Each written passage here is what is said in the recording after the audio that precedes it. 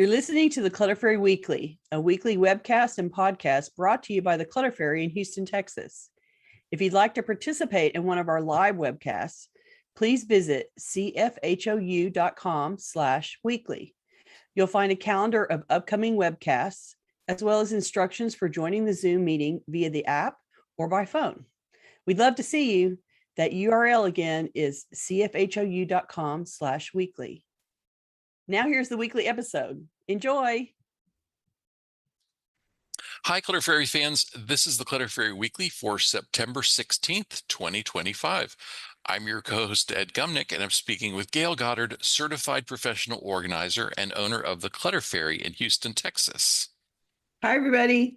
The Clutter Fairy Weekly is the webcast and podcast that digs deep into the clutter that piles up between you and the life that you want to be living. We explore the habits and behaviors that lead to clutter, and we suggest strategies to slow the accumulation, reduce the collection, and comfortably manage the stuff we decide to keep. If you're new to our Zoom meeting, we want to let you know that you can share your comments and questions via the chat, and I'll try to make sure Gayle addresses them before we move on to another topic. You can also use the raise hand feature if you'd like to ask a question or make a comment yourself via audio or video. And we are streaming the webcast live on Facebook, so you can share your questions and comments there, and I'll relay them to Gayle. We'll start as usual by discussing last week's weekly tittle, which was called Gracious Regifting. The assignment was to make space for new incoming gifts with the season coming up by eliminating something that no longer serves you, even though it was a gift. Let's hear from our participants in Zoom and on Facebook. Who decluttered a gift this week? Please let us know in the comments.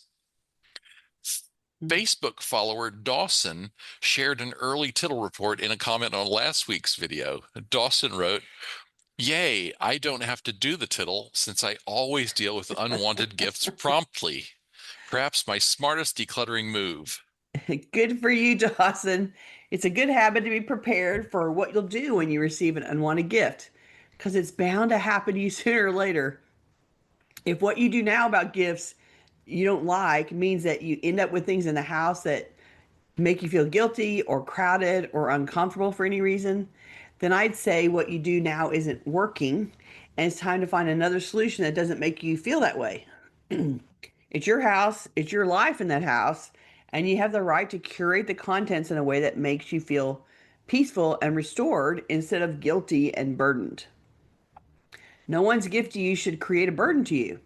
Then it's not really a gift. So I personally am not going to, I'm not tossing out gifts left and right. I don't get that many gifts now at my stage in my life. I'm not getting tons of gifts coming at me, but I do try to give suggestions when people ask for them. I appreciate whatever somebody gives, and I decide what I need in my life versus what doesn't work for me. And that's generally my philosophy around gifts. And I'm just always making the suggestion to you that if what you do about gifts right now makes you feel burdened and unhappy, then that's probably not the best thing to keep doing, and to figure out something that makes you feel better about it instead. And release what doesn't work for you. That's what we're talking about. And that sounds like that's what Dawson's already done. So good for you, Dawson. Congrats. I'm sure the audience is envious around that. Jacqueline's tittle report is kind of tangential on the subject of the giving side of gifts.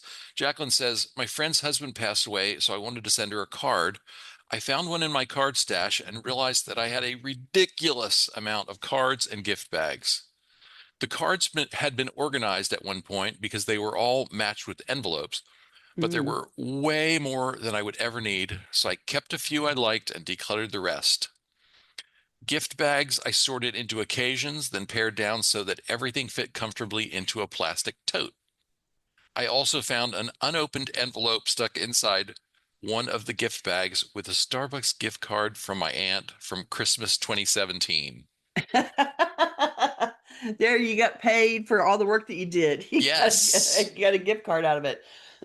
That's awesome. And I think, gift bags and decorate, cards, and it's all pretty. They're all cool looking.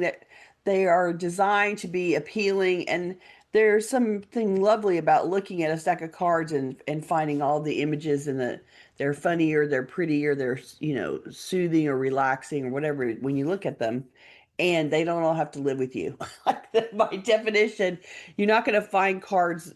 Most likely, you're not going to find cards that you think are really awful. So it's just going to be a matter of some of them aren't your style.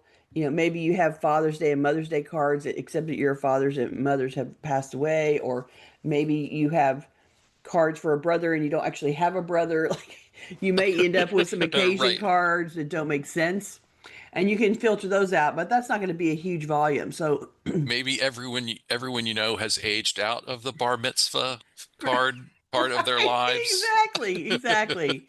And so there, there's a little bit of attrition that makes sense, but that's just going to, peel a collection off the edges of the collection. It's not going to take very much out. But ultimately, all that gift wrapping and all those packages and those bags and the tissue, it's all pretty by definition. That's what it's for. And so deciding whether it's pretty or not isn't going to reduce your collection. You're just going to have to decide what pretty you're going to keep and what pretty you're going to give away and reduce the collection down to a box that makes sense to you, to a volume that makes sense to you. And Yeah, that's exactly what our tittle response person did. And that so was good for them. yeah, Jacqueline. Yeah, Jacqueline Jacqueline. applied the container method. She Mm-hmm. decided what was the volume that was appropriate to hang on to and kept it. I Yeah. used to I used to buy cards every time I saw one that I liked, and then Mm. at some point I realized that I had enough birthday cards for Todd for the rest of his life and hardly anyone else because our mutual friend Todd has a sense of humor that's warped in a very similar direction to mine. So I could, the cards that I found super funny were always for Todd. Because he was the one that would understand them, right? I could have sent Todd, like a card every month for his birthday. Lisa Beth says, a teacher's gift that I don't remember who it came from. And since I was a teacher for the deaf and had most of my students for three high school, I thought I was getting into, sorry, I thought she was going to explain how she got rid of it, but she kind of trailed off. So let's see. Naomi says, I try to cultivate the attitude that pre-printed cards are unnecessary, that if I write a message entirely in my own handwriting on a piece of paper, that is a more meaningful personal gesture. That is true. That's a fair point. Especially That's with, absolutely. and some of the cards, gosh, I don't even remember. I haven't shopped for cards in a long time. And that's partly because they were creeping up into the, $3, $4, $5 range, Yeah, per card, right? Yeah. Yeah, yeah, yeah. And I would much rather receive a scrap of paper torn out of a notebook on which you wrote a couple of dozen words to me. Right? Because it's very personal in that way, in that moment. And so it makes it much more valuable between the two of you. I see that. And so then you can use blank cards and you can write the occasion note on the inside, and it's all in your handwriting. It's very personalized to the person you're giving it to, and that makes it special. It's a good Okay, thing to sorry, do.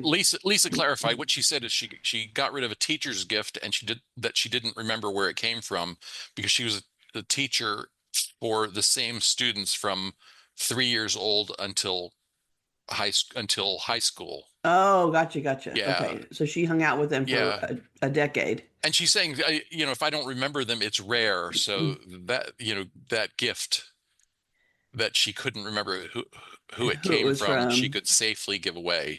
There you go. She gave it to someone with a willow tree collection. I'm not There you familiar go. with willow tree. Are you? Yeah, Is that it's collectible? yeah, a decor theme decor thing. Yeah, there's a bunch of them. Samudra says, I'm currently culling cards I've received over the years. Emotional.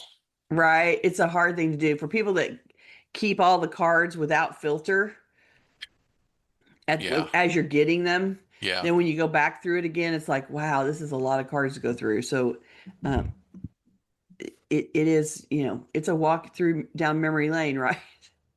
And you end up giving up the ones where the person said love me, fill Right, in my right. name, right? And those were not as special as the ones where they wrote, I hope you have a great day, or I'm wishing for you that this year will be special, or, I know you're having a hard time and I'm thinking of you. Like any way that they personalize it a little bit beyond signing their name becomes the more valuable card, and the one that just says love me is not, by comparison, is not as important. And so you end up screening for gradation, right? Yes. Yeah. How good is good enough to keep is Yeah, you have to set the standard for set the yourself. standard. Exactly. Let's get on with our main topic, Okay. or main group of topics, because we're doing Right. Ask Us Anything today. What are we supposed to do with art and craft projects after we've finished them? How can chronically cluttered people learn to be comfortable in a decluttered space? Today is Ask Us Anything episode, so we're going to answer these and other viewer and listener questions and discuss short topics suggested by our audience in our surveys and social media channels. Let's start with that one about our creative craft output. Mhm. This was from an anonymous viewer who wrote to say, what bothers me about doing a craft is what do I do with the end project?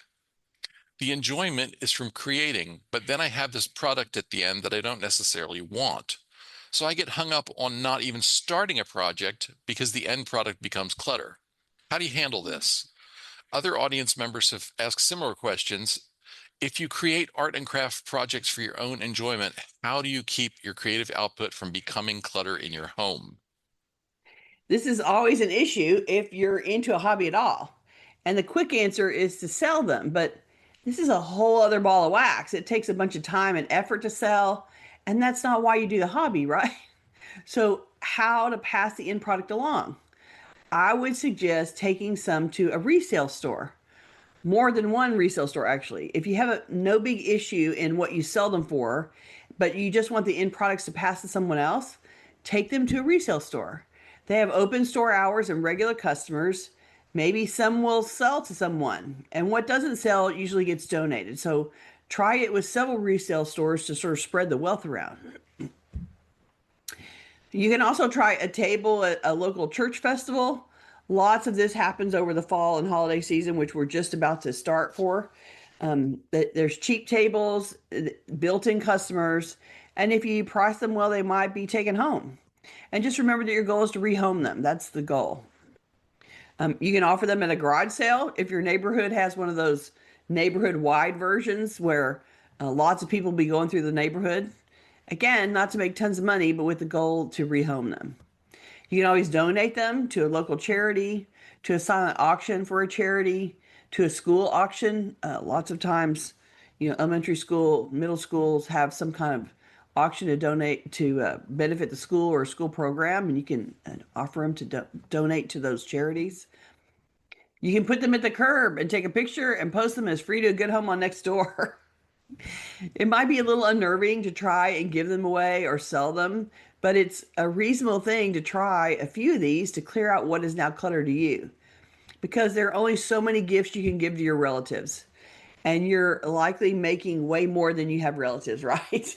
I mean, I think about my own collection of finished beaded pieces. I I can't, I only have so many female relatives that will take beaded jewelry, and they won't all wear the style that I make. A lot of what I make is very busy and very big, and it's not necessarily somebody's style to wear something like that. So that doesn't work for me to give it away as gifts very often. And usually when I do that, it's because they've asked for something specific, and I make something tailored to them, not just giving them my output. And I keep a lot of things that I wear that I make because I want to be able to wear them. I make them and then I wear them, and I've given these away as auction items to be resold to help raise money for something. And so it's really how prolific you are and how much output you've accumulated and you have to get rid of. I think that, my best suggestion has always been go to a resale store and put it into the pipeline. And either it'll go out the store and somebody will buy it, Or if it sits there for 3 months and nobody buys it, then it'll be donated away and it'll benefit another charity because of the donation. And so those are my ideas off the top of my head about what to do about and to recognize that it really is your hobby really is about the experience of being creative and what it isn't necessarily about getting the end product in the end. It's about having the experience of starting from scratch and doing the creative work that gets you to the finished product. And for you, if that's the enjoyment and it's not the object at the end, then you know, uh, going through the process of surrendering those things, you don't have to. My point is, you don't have to keep it all in your house. You can surrender it in another way, and it doesn't have to be about making a bunch of money off of it. It just has to be about redistribution. So try resale, try some of those little local sales, put it up for free on Nextdoor and let it walk away. It kind of depends on what you make too. That's true. Connie says, I donate many of my stuffed animals slash pin cushions, etc., to the parish for their bazaar.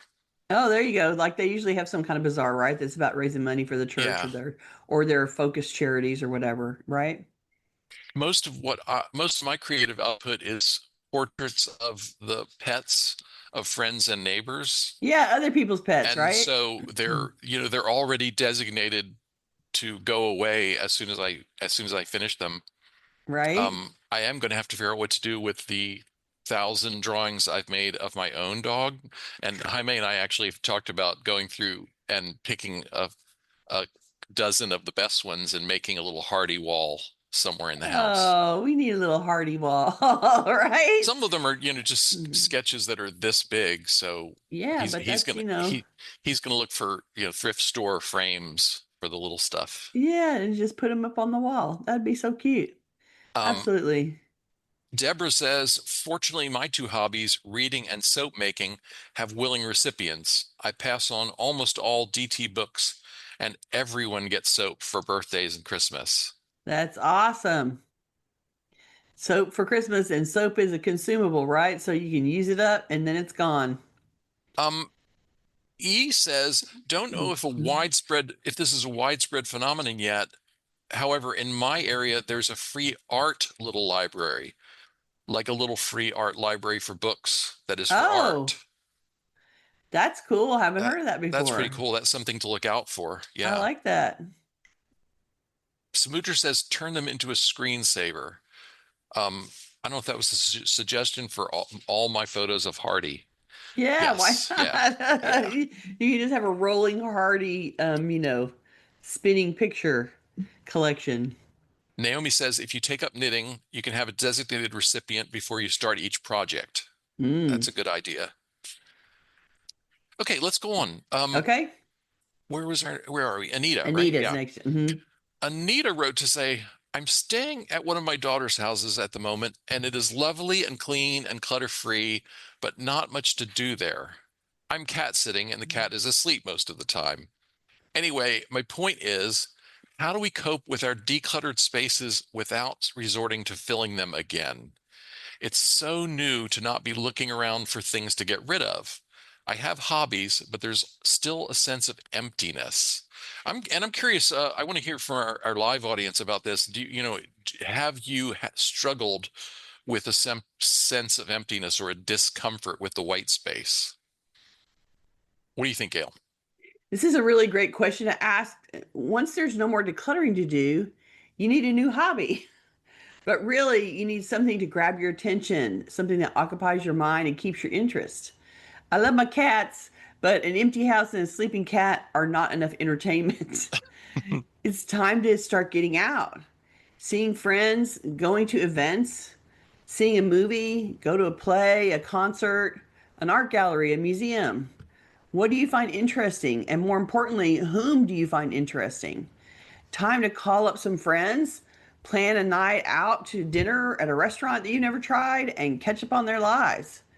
Then start talking about what you find worth investigating. Volunteer your time somewhere, try a class at the Y, catch a lecture at church, head to the local senior center for classes and board games and gossip.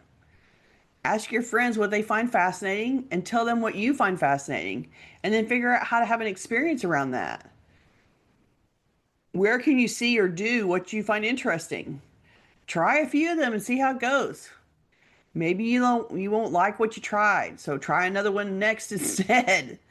My point is you've cleared the space out in your home.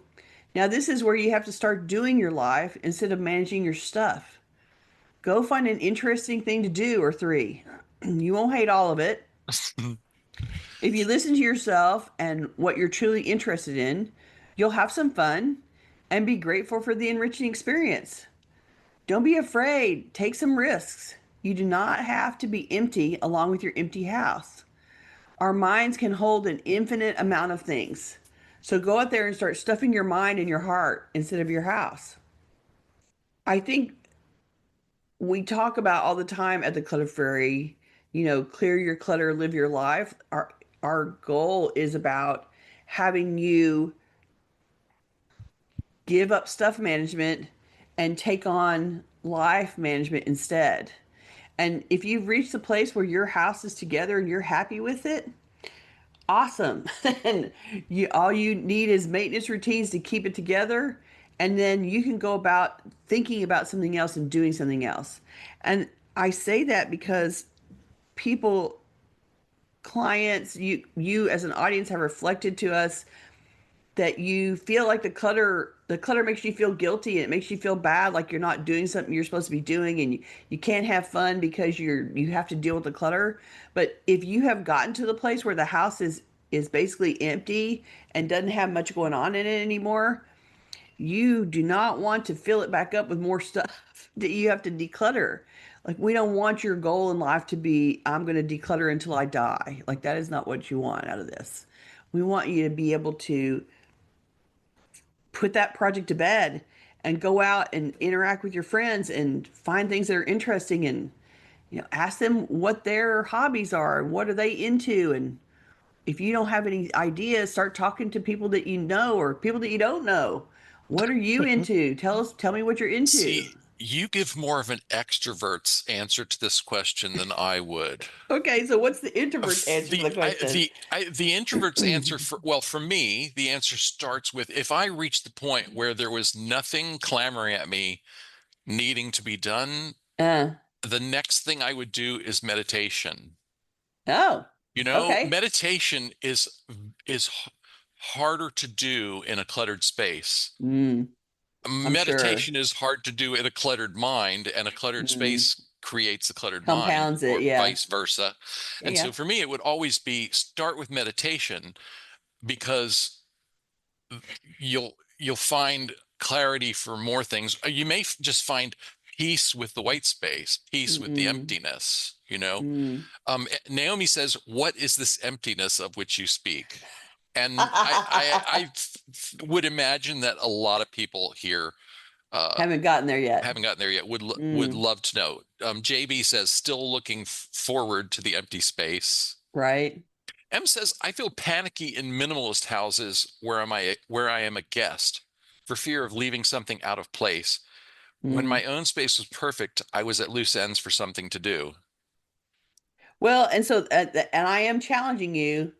If all you have spent your time doing is making the house better and you finally arrive there, now you have given yourself the window of opportunity to go and find something that you think is fun. Like, the whole point of all this work is to figure out what you think is interesting. And as you were talking about the introvert's version of this, like, I think about Karen, my friend Karen, who is like a serious introvert.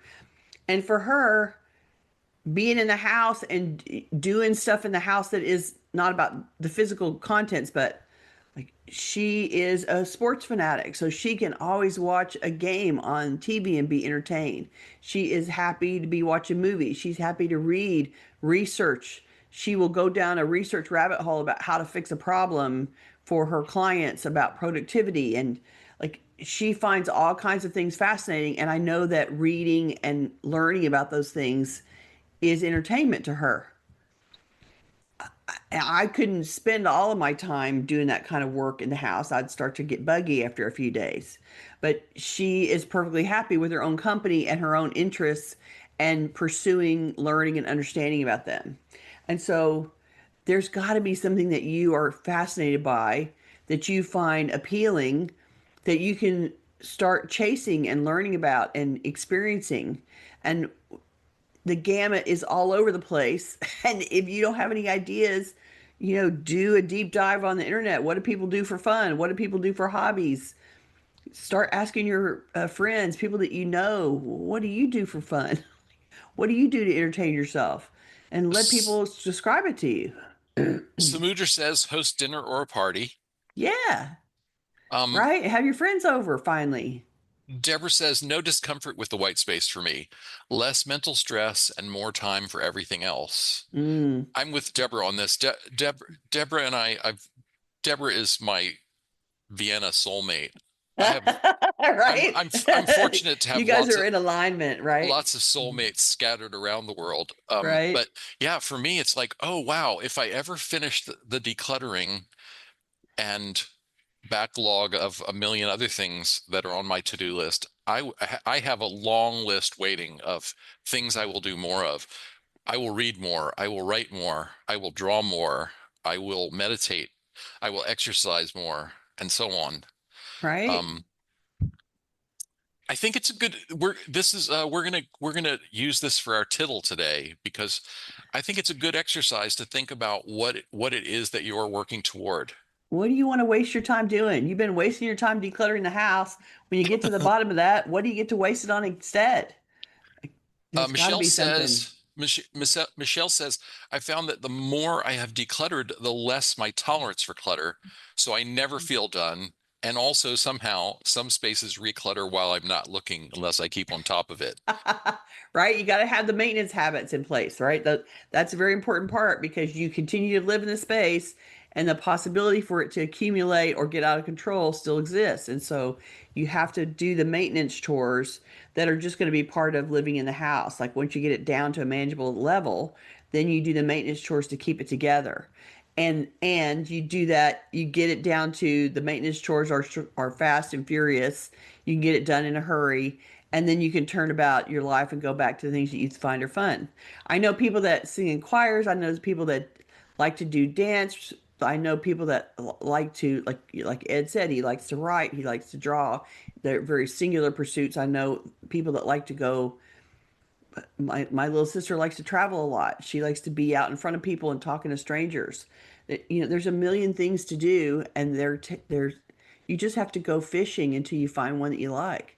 And at the very least, you can put yourself out as a volunteer to support an organization that you appreciate and spend some time out in the world, giving back to the environment, giving back to your universe in a way that it feels meaningful to you while go looking for what you find as your passion, your next passion, your newest 5 things that you're interested in.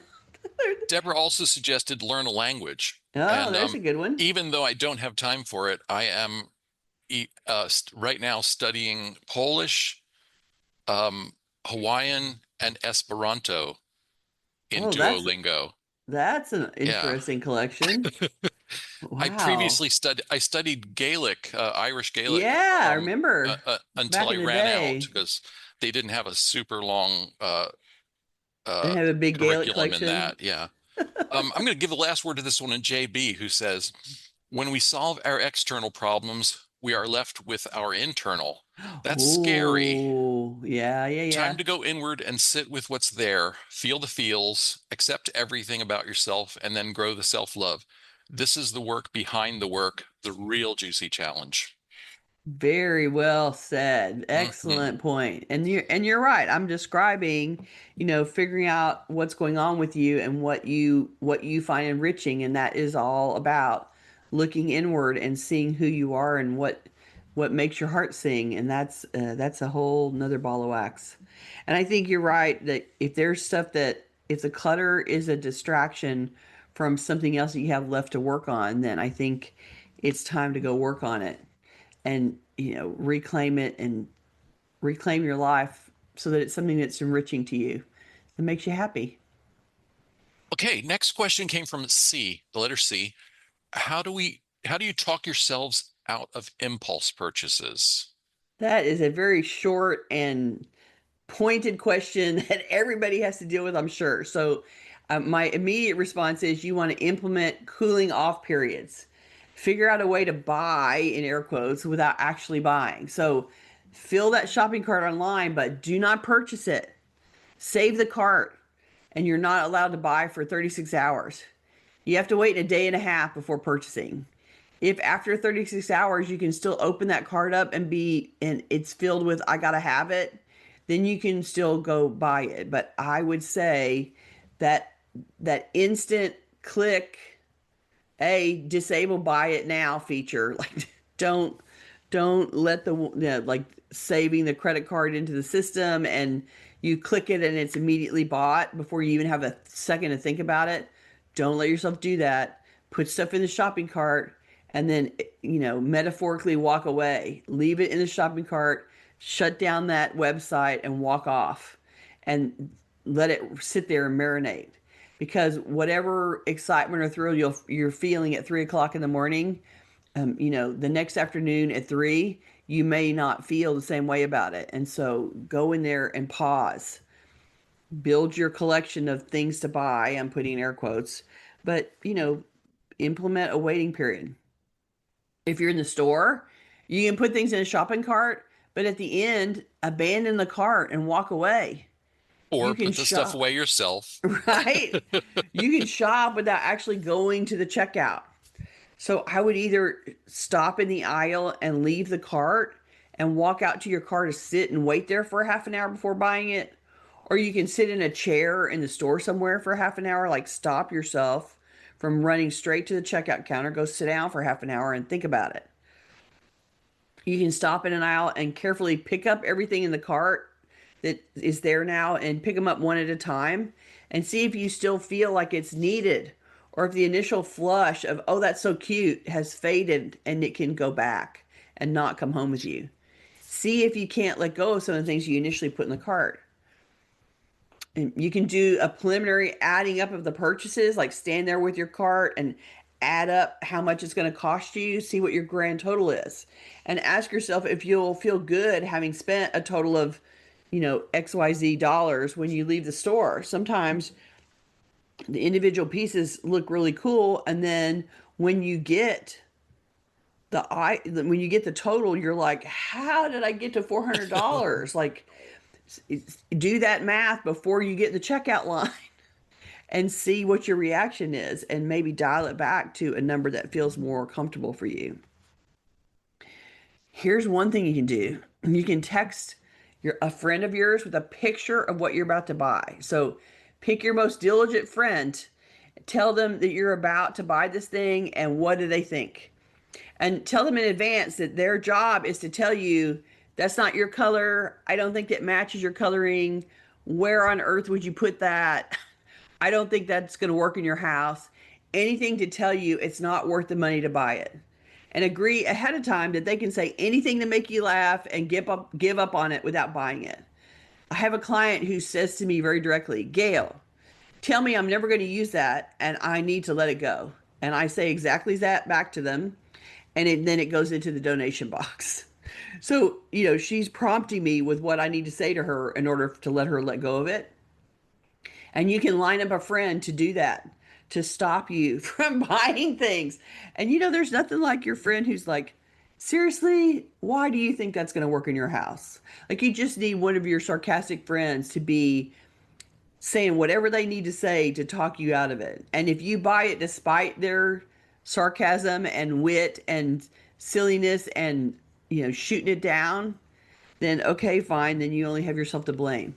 But you can give your friend a shot to talk you out of it, and hopefully they can do it and save you a little bit of money. Those are my lists. Those are my ideas. Do we have any other ones I haven't thought of? Who else has an idea I'm about it? looking through the comments. Let's see. Samudra said you can walk away from your cart online, but the big box stores don't appreciate it. That is true. Well, do we Uh, care what the big box store think? No, we well, don't. We don't. They're getting my money when plenty of times. And there's a staff person that has a store, have people that need a job, they have something to do. It gives them something to do. Yvonne says, I talk to my friends or family about my purchase. Sometimes they remind me of decluttering goals. Ah, there you go. See, you're getting a little external Yeah, that's feedback great. A little accountability coaching from. and a little interruption of your, path to losing money. Like they're trying to go, wait a minute, wait a minute. So they're serving as an interruption, which is great. That works.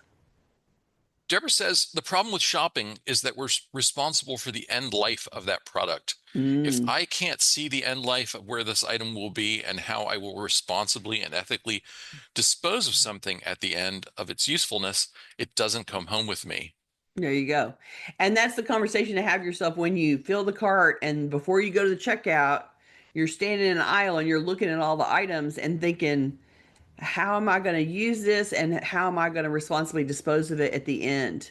And it's giving that item a little bit more thought than the initial I'm reacting to the beautiful display and the interesting item and the thing that caught my eye and I'm responding with my first emotional response to that object.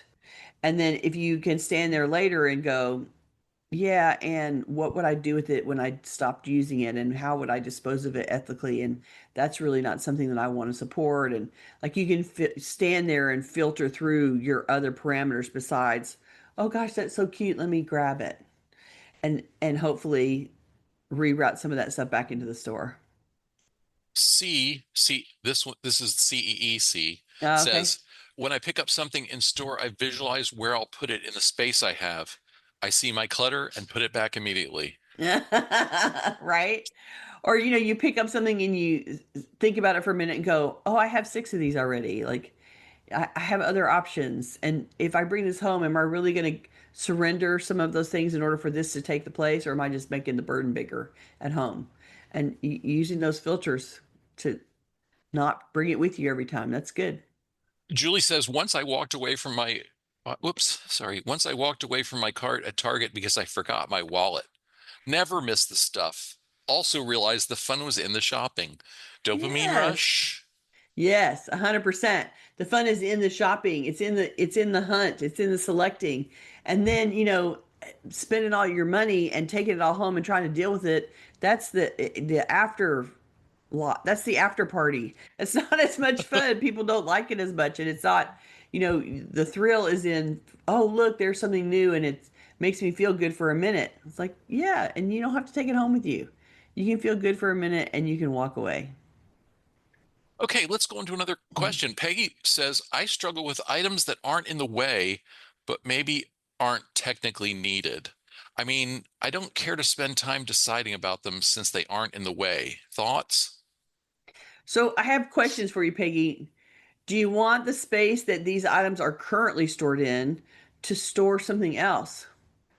Could you make better use of that storage space for something that you actually are using instead of something that you're not using? Would the room or the closet or the storage area be better accessible if these items weren't stored there? These items maybe aren't in the way, but are they helping your home feel densely filled? And would removing them make the house feel lighter and more usable and more easily navigated? I get why you're hesitating. Like, I don't want to bother with them because they're not in the way. And so the first thing that came up for me really is what does not in the way look like? And what could you have back if they were gone instead of just not in the way? And so that made me come up with all these questions around what would you use that for, the space that they're currently filling up? What would you use it for instead? Do you need the white space? Do you need the free pathway space in order to walk through an area? Do you need better access to the closet? And so these things are in the way. Do you need to store something else that you use more often in that space instead of the things that are there? So that's another level of considering that I would do around these items because aren't in the way and aren't technically needed. That's really close to out the door. So you might as well let it go out the door and end up with some, white space like we talked about, some emptiness that you haven't seen in a while. Well, and I would add, rather than get too comfortable in the I don't care to spend time deciding about them since they aren't in the way. Consider, when will they be in the way? Because they will Mm-hmm. eventually be in the way. They're going to be in the Mm-hmm. way when someone else has to get rid of them for you. Right. You know, at the very least, Mm, they will be in the way at some point, right? right. That's 100% true. Let's see. We're down to Roberta. Thank you. Okay. Roberta says, you've encouraged us many times to make decluttering appointments with ourselves. I feel making appointments is fundamental. However, my decluttering is sporadic because I don't make an appointment. This may sound dumb, but how can we encourage ourselves to make and keep those appointments? The short answer is whatever you do to make sure that you get to the doctor or the dentist or your salon appointment, use the same system for appointments with yourself about decluttering. Pick the same time every week if you can. So you always know that Tuesdays at 1 p.m. I'm going to be decluttering. There's likely a consistent free time that you can time block for decluttering for this quarter, for instance, September, October, November. Even if it's just an hour or two, if you do it every week at the same time, it's just like going to church every week or putting the trash out a certain day each week. Just make a recurring appointment and make it semi permanent. Commit to working it for a quarter at a time. And you can do that on a paper calendar, you can do that on your electronic calendar. You can create reminders. Nowadays there's a million ways that your phone will remind you to do stuff in all kinds of apps. So you can have the phone be telling you today, don't forget, today's the appointment to work on decluttering. You leave out post-it notes if you want. It's really whatever system that you do to keep up with. I go to get my haircut every 5 weeks, or I go to the dentist twice a year, or the maid comes once a week to work on the house, or fill in the blank, right? Anything that you do recurring, you can set up and use to do a decluttering appointment. And the trick is, the dentist is annoyed if you don't come to the appointment. Like there's some external pressure there for you to comply. But the only for an appointment for yourself in your own house, the only pressure is you acknowledging that there's an appointment and doing it under your own steam and under your own power. And so I think that's why making it the same time every week or every other week helps you to do that, because it feels inevitable. If you always do it at the same time, like you always, fill in the blank, right? And so finding that time in your calendar when you're willing to say, okay, I say Tuesday afternoons, it came off the top of my head, but every Wednesday morning, every Friday afternoon, every Saturday evening, fill in the blank. um, Whatever time that you have that you can consistently do, go for it, plug it in, and make yourself do it. And once it becomes a habit that, like, I hear people that come and listen to us and they use that time when we are talking for the hour to focus on a project while they listen to us talk. And so that they know the appointment's noon on a Tuesday, US Central, and whatever that translates to where you are in the world. They use that time slot to then do something while we talk. And so that's a recurring appointment that they're keeping for themselves to focus on a project while we spend our hour here together. And so you can do the same thing for yourself and keep it. And you can add in an accountability partner too. So if you set a time and date that you're going to do it, and you tell a friend, you tell a relative, this is my time and date. Can you help me by checking in and asking me if I've started like doing it? Like, okay, this is your appointment time. Are you actually decluttering right now? Like, let somebody externally poke you about it a little bit until it becomes a habit. Go team, go. Okay. I know you can do it. Okay, let's go on to Carla, who asked, what is the best way to declutter house linens? How much does an average couple need? An average couple doesn't need a ton. You need two sets of sheets for each bed, one on the bed and one in the washing system, one in the laundry. If you want to change fabric weights for the seasons, a heavier fabric in the winter and a lighter fabric in the summer, then maybe you need two sets for 2 seasons and a total of 4 changes per bed. After that, variety almost never gets used or cycled through, and it just dies in your linen closet instead. We all think we're going to trade them out all the time, but do we really? Pay attention to how dedicated you are to changing sheet styles every week. And if you're not really that dedicated to it, then stop storing sheets like you do that. Blankets, too. Blankets are part of this process. How many blankets can you have on a bed? One or two, depending on where you live and what season it is. So, a lightweight blanket and a heavier one, or two weights of bedspread plus an extra blanket. Do that for each bed you have and donate the rest to the shelter right now, because saving those sheets for an emergency never happens. You've got, and if there's an emergency, you have a backup set, and in the meantime, you can go procure another set if there's really some reason why you suddenly are without sheets. I defy you to describe to me when that will happen. And there's only so many beds you have in your house, and having 15, 20, 30 sets of sheets when you have three beds in the house, like, what is the point of that? Even if there's an emergency and everybody has to stay over with you and all of your beds are full and somebody's sleeping on the floor, you're still not going to use all the sheets in your closet. And so, whatever a disaster scenario you have in your head that is going to require all these sheets, you need to think about how real that is and how many people can sleep on the floor and sleep on mattresses and sleep on blow up beds and whatever in your house, and then stop stocking it as if there's another 17 beds in the house, because there's not. That's what I have to say about that. And at the very least, go through and find the ones that you never put on because you know that one of the corners, the seam has opened up.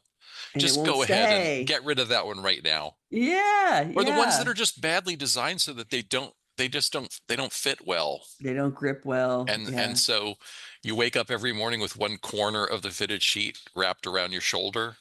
Get rid of Just that set annoying. right now. Exactly. And if you have sheets for beds you don't own anymore, There you go.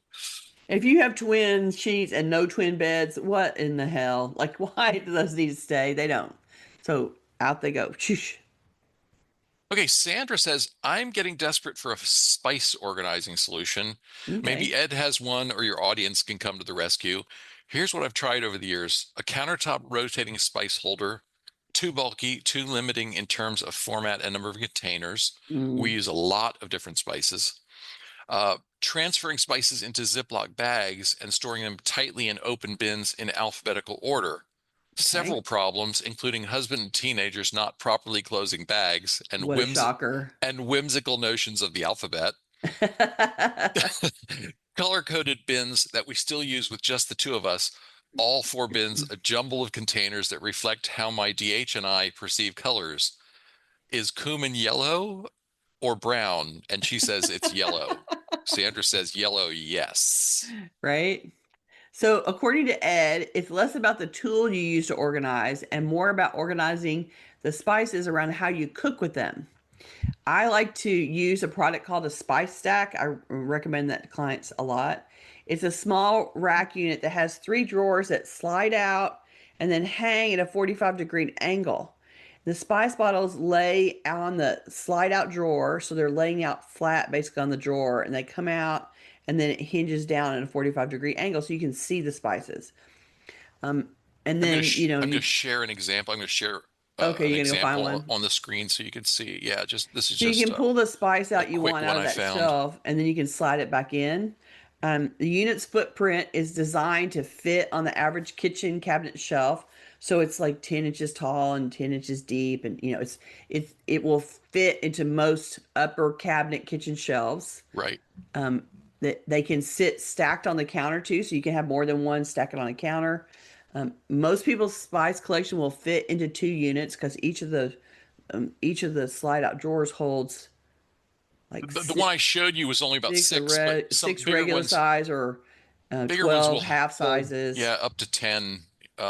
Yeah, Yeah, depending or on, even and more of the little ones. Yeah. right. And then each slide out drawer, so then there's three drawers, you get 18. And so you can have, most people can use a couple of units and that covers most of their spices.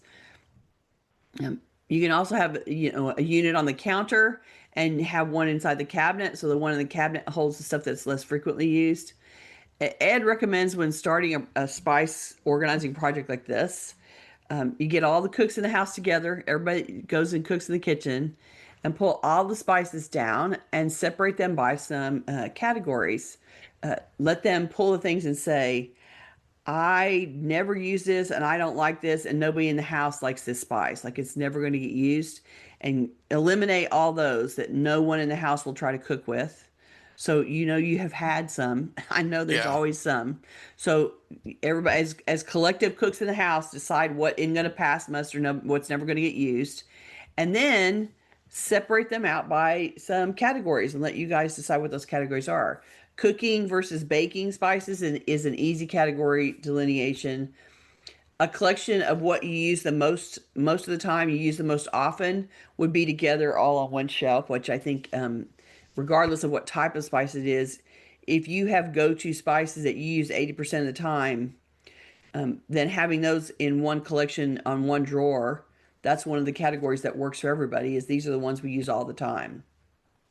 And then the rest of them sort in whatever categories make sense to you about how and what types of food you cook. And so, and why don't you describe your rack layout and the packet bin system that you use as an example? Because yours is, elaborate enough for somebody that cooks all the time. And so I think it would cover most everybody. Yeah, we have two of the spice stack types of things. Three drawers that hold about nine jars per drawer. We have Mm. two of those. And I So start from that's the 36 spice jars right there. right. And I start from the bot no, more like no, tw three times nine times two. So Yeah. no, 54. Oh, 54. You're 54, right. yeah. Yeah. Oh, yeah. I was So doing the 18 the instead of bottom 27. the bottom shelf, which is the easiest one to reach and to see, Mm. is sort of frequent flyers. That's Penzies Forward, which is like a seasoned salt without salt. It's all, Yeah. it's a mixture of spices that goes in everything savory I make. And then I also have in the frequent flyers are like white pepper and some fancier peppers and uh, oregano, which I use a whole lot of, and Yeah. just some Yeah. that I There's some that use you use. They're like like go to. very, very frequently. And Mm. then the next drawer up is like Latin flavors because we do a lot of, a lot of Latin types of things. So these are different kinds of dried chilies and cumin, and no, cumin's on the bottom shelf because I use that in lots of different A lot. cuisines too. Yeah. But so as you go up in the shelves, they're less frequently used. Like there's a drawer that's mostly Chinese, Indian kinds of flavors, Mm-hmm. and then higher up baking. I don't bake a lot of sweet stuff, but I have one that is all the sweet Sweet flavors, spices. sweet Yeah. spices that go into baked goods, and so on. And then separately, I have a turntable that has things that don't fit in there because you are size limited in the spice stacks. Yeah. Yeah. So a Yeah. taller pepper grinders have to be on the carousel, and what else? Some, If you some buy the massive spice size from Costco, for instance, right, yeah. If you it things comes in that those really big containers that are like yeah, quart sized, things that you use so much of that it's practical to buy the bigger large canisters with quantities. shakers and such. Mm-hmm. And then separately, I have a little bin that contains packets. And these are either things I use extremely infrequently, like fenugreek. I have some fenugreek and I think I've used it twice ever. Right. And then also refills, because I like to just refill the glass jars instead of replacing them. And through Penzies, you can buy in their stores or order online packets that have more volume than the little jars hold, and Right. refill the jar several times from it. And there's just less to throw away. And so, Um, what you said to me earlier about that was that you in the bin you keep the plastic packets, you alphabetize it in the bin, yeah, that and one's that's alphabetical, your right? back stock It's basically, and you yeah, treat it like back stock, and you refill the jars that you have in the spice rack system from the back stock in the correct. Yeah, packets. exactly. And Yeah. so that makes it you can, store a little bit bigger volume in a manageable way, but you still have all the jars accessible and full with fresh spices in them to use. And so I think that's And great. That's a and then great let's reiterate, system. if you're organizing your spices for the first time in a long time, first step is pull everything out and get rid of the Mm, stuff that no one in the household uses, or that is so old you can't even tell how old it is. Get rid of that right. stuff and save yourself some room, so that Right. whatever organizing solution you come up with is appropriate to what you're really going to keep and how you use it. And I think that, when people start throwing away things, they start making a list of the spices they need to buy. And I'm doing that in air quotes. I'm like, if you're throwing it away because it was dead, it's because you weren't using it. So throw it away and don't buy it until you actually want it. Like, because I'm guessing, like most cooks, you can take the spices that you have and make do with what you've got and make something fabulous. And everybody will be happy with it and they won't know that you did garlic salt instead of garlic powder, or, like you have a way to work around. And, that spice profile can be made up of all kinds of things. And so you can cope and you don't have to rebuy everything you throw out because it's in there and it's been there for 100 years and you inherited your Yeah. parents' spices. Like, you brought some of those spices home from your parents' house and they don't need to live there anymore either. They've now lived in somebody's kitchen for 40 years and they're dead. So get rid of them and don't replace them. Samudra commented, I didn't think Penzies did that. Yeah, Penzies, they have almost everything they sell. You can, besides tiny jars and 3/4 ounce jars, which is kind of the standard spice jar. Wait, that might be the little jar. I forget what the weights are, but they have the little Yeah. jar, the bigger jar, and then they typically have bags, like cellophane-ish bags that Wrappers. Yeah. will refill the jar once or twice, or even some even bigger bulk bags. And then another good source is nuts.com. Um, Ah, I think they have bulk spices as well, if I'm not mistaken. Naomi says, in Canada, we have the bulk bin chain of stores. You can buy a vast array of multiple different categories by scooping out of the bin. there I you buy go. my herbs and spices there because I can buy a teaspoonful if I only use a teaspoonful in a year. Solves the problem of the cubic meters of turmeric from the bulk aisle in Costco. Right? Yeah, yes. Exactly. Okay, we are out of time. We had more questions prepared. We'll have to save those for next time. Yeah. Let's talk about next week. We got we've had several comments from people who loved our ABCs of organizing, and I looked that up and saw that we did that in 2021, so it's probably time for an update. So join Right. us next week, September 23rd, for more ABCs of clutter, another alphabet of organizing solutions. We get it, and you get a slideshow with that. There's a PowerPoint that goes with that. So Yes, yeah. you're going So to get more of Ed's graphic design, fabulousness. we'll probably start with algorithms. A is for Ah, algorithms there you because go. we need That's to a good cover that. one. It's time to cover that again. Hmm. Why don't you give us the title? Okay, this week's weekly title is Seek Peace in the Emptiness. This week's assignment is to begin to prepare yourself for the eventual day when your decluttering and organizing is in full on maintenance mode and you don't have very much decluttering to do at all. You just have to maintain. Reflect on activities that the clutter in your home is currently preventing, disrupting, or impeding. Jot down your answers to these questions. What leisure pursuits do you neglect because you feel as if you should be working instead? What creative activities have you avoided because you don't have the space or for fear of making more clutter? What social or community activities have clutter stopped you from hosting in your home? And what new family activities or traditions would you like to start if you had the time and space?